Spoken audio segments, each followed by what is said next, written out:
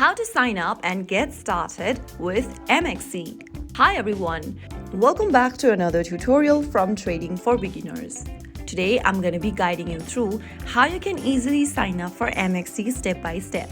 First of all, open up the MEXC application on your smartphone, or you may also go to MEXC.com on a web browser. If you haven't downloaded the app yet, you can go visit your Google Play Store and App Store and download the MEXC application and launch it open. Now, once you do that, you'll end up in this welcome screen.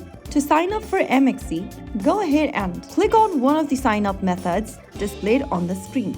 You can sign up with Apple, Telegram, Google, or with email or phone. I'm just going to tap on email or phone option at the bottom. After you tap on that, on the next page, go ahead and enter your email address or phone number you'd like to sign up to MEXC with. After typing it down, if you've got a referral code with you, tap the drop down where it says referral code optional and enter the code and click continue. After you do that, complete this small puzzle, and then on the next page, you need to go ahead and verify your email. Go open up your email inbox and you'll receive a 6-digit verification code in it. Click open the email from MEXC and then copy the code inside it. Get back to the MEXC app and paste in the code in the text boxes.